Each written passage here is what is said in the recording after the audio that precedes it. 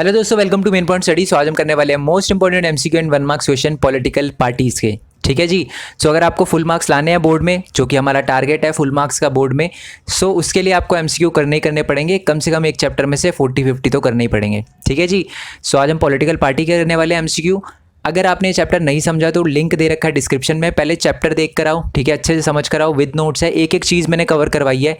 तो अगर आप वो वीडियो देख लोगे, ठीक है, तो आपके लिए एमसीक्यू इतने ज़्यादा टफ नहीं होंगे, बहुत ज़्यादा इजी लगेंगे। और अगर कोई टॉपिक ऐसा होगा जिसमें आपको दिक्कत आ रही होगी, तो ये वीडियो देखने के बाद आपको पता चल जाएगा कि ये वाला जो टॉपिक है मेरे को दोबारा करने की ज़रूरत है, या ये वाला दोबारा रिवाइज़ करने की ज़रूरत है। ठीक है, अगर चैप्टर करा होगा आपने अच्छे से, तभी आप इस वीडियो को पूरी तरीके से यूटिलाइज़ कर पाओगे। ओके, सो फर्स्ट क्वेश्चन की बात करते हैं। The clear visible institution of democracy is, जो विजिबल इंस्टीट्यूशन मतलब क्लियर विजिबल इंस्टीट्यूशन डेमोक्रेसी का कौन सा है? पीपल, स्कूल, प्रेशर ऑफिस या आपका पॉलिटिकल पार्टीज। तो आपको पता है पॉलिटिकल पार्टी एक क्लियर विजिबल इंस्टीट्यूशन है डेमोक्रेसी का। ठीक है, नेक्स्ट क्वेश्चन की बात करते हैं। वैसे तो मैंने इसके आंसर लिखे हुए हैं, ठीक है, मैं बता दूंगा आपको कि ऐसे आंसर डाउनलोड कर सकते हो।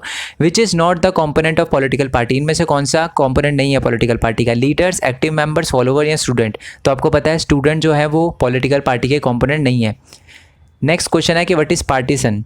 पार्टीसन कौन होता है? A person who is strongly committed to a particular religion, ठीक है, जो मतलब एक धर्म के प्रति बहुत ही स्ट्रांगली कमिटेड हो, या the person who is know about political party, जिसको हर पॉलिटिकल पार्टी के बारे में पता हो। The person who is strongly committed to a party, मतलब जो पर्सन पूरी तरीके से एक पार्टी की तरफ झुका हुआ हो, या the person who is in government job, या जो पर्सन गवर्नमेंट जॉब में हो, उसको कहते हैं पार्टीसन। मैं आपको बता दूँ इसका आंसर है सी।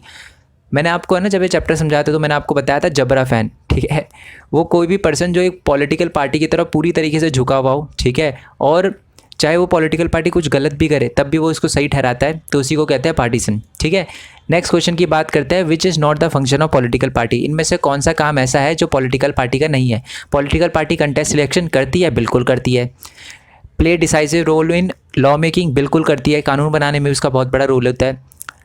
Play role of opposition if lose the election, अगर वो हार जाती है कोई पॉलिटिकल पार्टी तो क्या करती है वो? अपोजिशन का रोल निभाती है, बिल्कुल सही बात है। जो डी है वो ये है कि give free foods to people, मतलब लोगों को फ्री में खाना देती है। क्या बात सही है? नहीं, ऐसा नहीं करती पॉलिटिकल पार्टी। ठीक है, क्वेश्चन नंबर 5 की बात करते हैं। ये ट्रू एंड फॉल्स है। Party provides people access to the government machinery and the welfare scheme. जो पार्टीज़ है, पॉलिटिकल पार्टीज़ है, वो नॉर्मल लोगों को क्या करती है? गवर्नमेंट मशीनरी और वेलफेयर स्कीम के बारे में बताती है। ठीक है, आपने देखा होगा कि जब भी कोई पॉलिटिकल लीडर होता है ना, उसके घर के बाद लाइन लगी होती है, हमारा ये काम करवा दो, ये काम करवा दो, ये काम करवा दो। तो जो नॉर्मल लोग होते हैं वो गवर्नमेंट ऑफिस से ज़्यादा किसी पॉलिटिकल लीडर के पास जाना पसंद करते हैं। ठीक है, तो ये बिल्कुल सही बात है, ट्रू। नेक्स्ट क्वेश्चन है question number 6। Party form and run government, बिल्कुल सही बात है, ट्रू। नेक्स्ट क्वेश्चन है आपका कि party put forward different policy and the program and the voter choose from them, मतलब अलग अलग पार्टी अलग अलग प्रोग्राम अपने देती है, अलग अलग पॉलिसी के बारे में बताती है और वोटर उसमें से चूज़ करते हैं। क्या बात सही है? बिल्कुल सही है। ठीक है, अगर किसी बंदे को किसी एक पॉलिटिकल पार्टी की पॉलिसी अच्छी लग रही है तो उसको वोट देगा। ओके, तो ये भी ट्रू है। क्वेश्चन नंबर 8 की बात करते हैं। If every candidate in the election, ये इलेक्शन होगा, ठीक है, election will be independent, then the elected representative will be accountable to the whole country. पहले हम इसको इलेक्शन कर लेते हैं, ठीक है। ओके, सो क्वेश्चन हमारा ये है कि मान लो अगर हर बंदा इलेक्शन में अकेले अकेले लड़े, मतलब कोई पॉलिटिकल पार्टी ना हो, ठीक है, तो वो जो बंदा होगा वो पूरी कंट्री के लिए अकाउंटेबल होगा। फॉल्स, वो सिर्फ और सिर्फ अपने एरिया के लिए अकाउंटेबल होगा। ठीक है, एक एरिया में क्या चल रहा है वो उसी की रिस्पॉन्सिबिलिटी लेगा, पूरी कंट्री की रिस्पॉन्सिबिलिटी नहीं लेगा अगर सारे के सारे बंदे इंडिविजुअल लड़े। ठीक है, नेक्स्ट क्वेश्चन की बात करते हैं हम। नेक्स्ट क्वेश्चन है question number 9। In a democracy any group of citizen is dash to form a political party, free to form a political party, मतलब कोई भी बंदे का ग्रुप पॉलिटिकल पार्टी बना सकता है। अगर आप चाहो अपने दोस्त के साथ मिलके तो आप भी पॉलिटिकल पार्टी बना सकते हो। ठीक है, नेक्स्ट क्वेश्चन है, बस कुछ रिस्ट्रिक्शन होती है एज वगैरह से रिलेटेड। ठीक है, ओके, नेक्स्ट क्वेश्चन है आपका question number 10। More than dash parties are registered with the election commission of India. Election commission of India में more than 750 political party registered है। ठीक है, बुक के अंदर की लाइन है।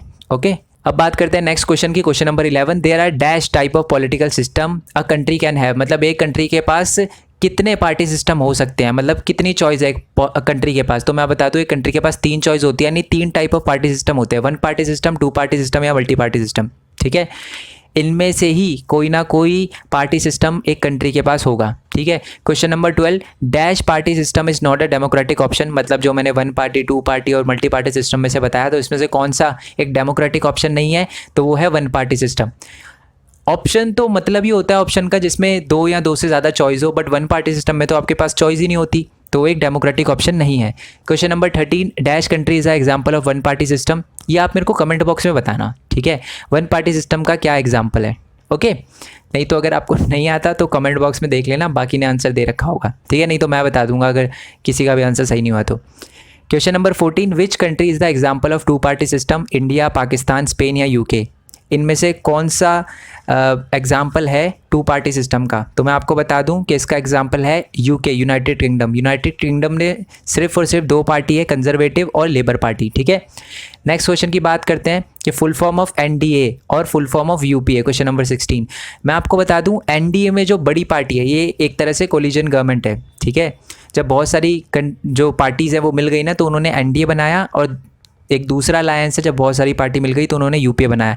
तो ये दोनों की दोनों ग्रुप ऑफ पार्टीज़ हैं। ठीक है, एनडीए में सबसे बड़ी पार्टी है बीजेपी, यूपीए में सबसे बड़ी पार्टी है कांग्रेस, ये बात याद रखना। अब आते हैं फुल फॉर्म पे। एनडीए की फुल फॉर्म है National Democratic Alliance, United Progressive Alliance हो गई यूपीए की। ठीक है, नेशनल डेमोक्रेटिक अलायंस और यूनाइटेड प्रोग्रेसिव अलायंस। ठीक है, क्वेश्चन नंबर 17 की बात करते हैं। Those party that secure at least 6% of the total vote in the Lok Sabha is known as, जो भी पार्टी लोकसभा में जब इलेक्शन होते हैं तो 6% वोट सिक्योर कर लेती है, उसको क्या कहते हैं, नेशनल पार्टी। ठीक है, बहुत इजी क्वेश्चन था ये तो। और जब मैं आपको बोल रहा था, जब मैंने चैप्टर पढ़ाए थे तो मैंने बोला था नेशनल पार्टी और स्टेट पार्टी में डिफरेंस मोस्ट इंपॉर्टेंट क्वेश्चन है, याद कर लेना, एग्जाम में पक्का आएगा वो। ठीक है, नेक्स्ट क्वेश्चन की बात करते हैं कि a party that secure 6% votes in an election to a legislative assembly of a state and win 2 seats is recognised at, simple सीधी बात है, यहाँ लिखा हुआ ही है स्टेट। एक कोई भी पॉलिटिकल पार्टी अगर 6% वोट ले आती है ना किसी भी लेजिस्लेचर असेंबली के, मतलब लेजिस्लेचर असेंबली के इलेक्शन में 6% वोट ले आती है कोई भी पॉलिटिकल पार्टी एक स्टेट में, और 2 सीट जीत जाती है, तो उसको हम स्टेट पार्टी कहते हैं। ठीक है, नेक्स्ट क्वेश्चन की बात करते हैं। Those parties who secure 6% votes in assembly election in 4 state and win at least 4 seat in the Lok Sabha is known as, यानी कोई भी पॉलिटिकल पार्टी जो 4 स्टेट में 6% वोट लिया है और 4 सीट जीते लोकसभा की, तो उसको क्या कहेंगे, उसको भी हम नेशनल पार्टी कहेंगे। याद रखना, नेशनल पार्टी के 2 क्राइटेरिया है, एक तो ये वाला क्राइटेरिया है जो मैंने आपको बताया 6% वोट लोकसभा में, अगर वो 6% वोट लोकसभा में नहीं लाती तो 4 स्टेट में 6% वोट और 4 लोकसभा की सीटें, तो वो नेशनल पार्टी बन जाएगी। ठीक है, 2 example of state party, Akali Dal और झारखंड मुक्ति मोर्चा। अकाली दल पंजाब की है, झारखंड मुक्ति मोर्चा तो झारखंड के नाम से पता चल रहा है आपको। ठीक है, 21 क्वेश्चन है कि 2 एग्जाम्पल ऑफ नेशनल पार्टी, आपको पता ही है, इंडियन नेशनल कांग्रेस और भारतीय जनता पार्टी बीजेपी। ठीक है, और भी है 7 हमारी पार्टी है नेशनल पार्टी जिसे हम कहते हैं। ठीक है, मतलब इंडिया के अंदर 7 नेशनल पार्टी है।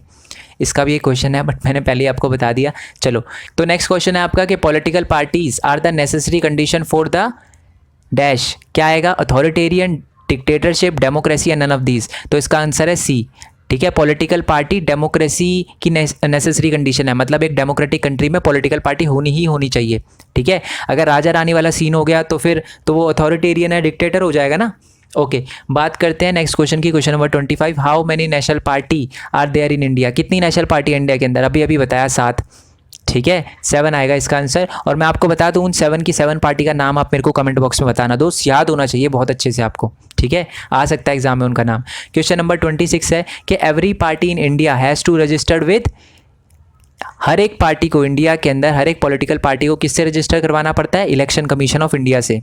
ठीक है, नेक्स्ट क्वेश्चन की बात करते हैं कि if there were no political party, अगर कोई भी पॉलिटिकल पार्टी ना हो, and every candidate in the election will be independent, then the utility of the government will remain, मतलब अगर हर बंदा अकेले अकेले बिना किसी पॉलिटिकल पार्टी के इलेक्शन लड़ेगा और कोई पॉलिटिकल पार्टी ना हो, तो जो गवर्नमेंट बनेगी वो हमेशा क्या रहेगी, पावरफुल रहेगी, बेटर रहेगी, नन ऑफ दीज या अनसर्टेन। मैं आपको बता दूं अनसर्टेन रहेगी, कोई भी बड़े डिसीजन ले ही नहीं पाएगी। ठीक है, तो वो अनसर्टेन है इसका आंसर। इंपॉर्टेंट क्वेश्चन है ये, पिछले साल आया हुआ है बोर्ड में।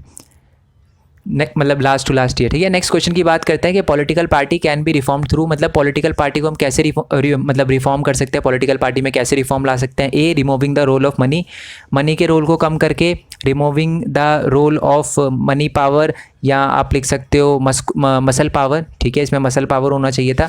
यानी क्या कि मनी के रोल को कम करके और मसल पावर को कम करके, या स्टेट फंडिंग ऑफ इलेक्शन, अगर इलेक्शन स्टेट फंड करे तब, या ऑल ऑफ दीज। तो मैं बता दूं आपको कि इसका आंसर होगा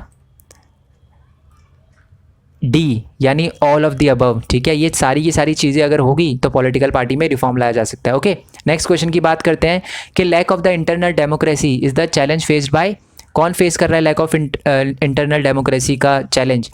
national party, recognise party, political party, none of these. तो इसका आंसर है पॉलिटिकल पार्टीज़, ठीक है। तो इसका आंसर है पॉलिटिकल पार्टीज़, ठीक है, क्योंकि नेशनल पार्टी, रिकॉग्नाइज पार्टी, ये दोनों की दोनों खुद पॉलिटिकल पार्टीज़ ही है। ओके, नेक्स्ट क्वेश्चन की बात करते हैं कि Bharatiya Jan Sangh is the mother party of, किसकी मदर पार्टी है भारतीय जनसंघ? बीजेपी की। और ये बीजेपी कब बनी है वो भी आप मेरे को कमेंट बॉक्स में बताना, ठीक है। नेक्स्ट क्वेश्चन की बात करते हैं कि name the party which have elephant as their election symbol, election जो सिंबल है वो कौन सी पॉलिटिकल पार्टी का है? वो है बहुजन समाज पार्टी। कब बनी थी ये पार्टी? 1984 में। किसने बनाई थी वो क्वेश्चन अभी आने वाला है। ये देखो question number 33, founder of Bahujan Samaj party. तो मैं आपको बता दूं फाउंडर ऑफ जो बहुजन समाज पार्टी है वो है कांशीराम, ठीक है। 1984 में उन्होंने बनाई थी ये पार्टी, भारत बहुजन समाज पार्टी, ठीक है। दलितों के लिए और डिप्रेस क्लासेस के लिए, माइनॉरिटी के लिए काम करती है। Question number 32, name the party which is launched on 1 Jain 1998, ठीक है। 1 जैन 1998, जो भी बच्चे वेस्ट बंगाल से बिलोंग करते होंगे उनको पता होगा, तृणमूल कांग्रेस, ठीक है। और तृणमूल कांग्रेस की मतलब ऑल इंडिया तृणमूल कांग्रेस, ठीक है। और ये ऑल इंडिया तृणमूल कांग्रेस कब बनी थी? 1998 में। ममता बनर्जी इसकी लीडर हैं, ठीक है, उन्होंने बनवाई थी। नेक्स्ट क्वेश्चन की बात करते हैं 34, when the communist party of India split, यानी जो कम्युनिस्ट पार्टी ऑफ इंडिया वो कब टूटी थी? 1964 में टूटी थी, ठीक है। और एक दूसरी पार्टी भी बन गई थी कम्युनिस्ट पार्टी ऑफ इंडिया के अलावा, ठीक है।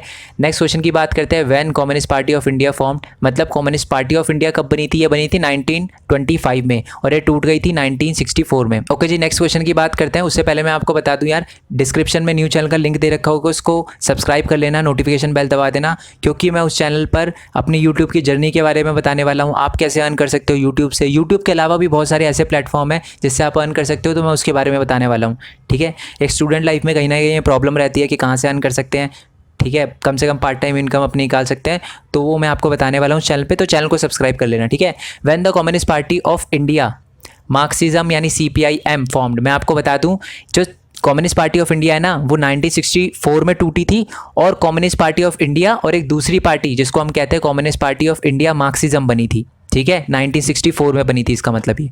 ओके, नेक्स्ट क्वेश्चन की बात करते हैं, question number 37, communist party of India believes in Marxism and Leninism, ये पक्का आता है आपको, ठीक है, याद रखना। जो ये कम्युनिस्ट पार्टी है दोनों की दोनों, CPIM भी और CPI पार्टी, ये दोनों की दोनों मार्क्सिज्म और लेनिनिज्म के आइडिया पे चलती है। नेक्स्ट क्वेश्चन है आपका question number 38, when Indian national Congress formed, यानी इंडियन नेशनल कांग्रेस जो पार्टी है वो कब बनी थी? 1885 में। ये बात बहुत अच्छे से याद रखना, ठीक है, आ सकता है आपको, क्योंकि यही एक इंडिया की एक ऐसी पार्टी है जो 80s मतलब 90s के टाइम में, यानी 19th सेंचुरी में, 19th सेंचुरी पता है ना आपको, 1801 से लेकर 1900 तक होता है अपना 19th सेंचुरी, ये बच्चों को कन्फ्यूज़न आती है, ठीक है। तो यही एक ऐसी पार्टी है जो 19th सेंचुरी में बनी थी, ठीक है, इंडिया की।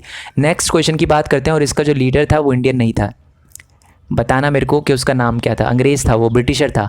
नेक्स्ट क्वेश्चन की बात करते हैं, question number 39, nationalist Congress party was formed from the split of, यानी कौन सी पार्टी थी जिसके टूटने की वजह से नेशनलिस्ट कांग्रेस पार्टी बनी थी? तो देखो नाम में ही कांग्रेस है, तो मैं आपको बता दूं इंडियन नेशनल कांग्रेस पार्टी के टूटने के बाद ही नेशनलिस्ट कांग्रेस पार्टी बनी थी, ठीक है। नेक्स्ट क्वेश्चन है कि कब बनी थी नेशनलिस्ट कांग्रेस पार्टी? ये बनी थी 1999 में। किन की वजह से बनी थी, यानी किन्होंने इस पार्टी को अलग करवाया था? उनका नाम था शरद पवार, याद रखना, ठीक है। आई होप आपको वीडियो अच्छी लगी हो, वीडियो अच्छी लगी हो तो लाइक करना, चैनल को सब्सक्राइब करना, जितना हो सके इस वीडियो को शेयर करना, साथ ही में इस PDF का और साथ ही में इसके आंसर का लिंक नीचे डिस्क्रिप्शन में दे रखा होगा, GP लिंक करके होगा, GP लिंक से कैसे वीडियो डाउनलोड करनी है उसका भी लिंक नीचे डिस्क्रिप्शन में दे रखा होगा, ठीक है, मतलब वीडियो दे रखी होगी, तो वीडियो देखने के बाद ट्राई करना, ठीक है, डाउनलोड करने का वो जो PDF है, अगर ना हो तो टेलीग्राम चैनल पे आप जाकर डाउनलोड कर सकते हो, ठीक है यार। दूसरे चैनल का लिंक वो भी डिस्क्रिप्शन में दे रखा, सब्सक्राइब कर लेना, बता ही चुका हूँ मैं उसकी क्या इंपॉर्टेंस है।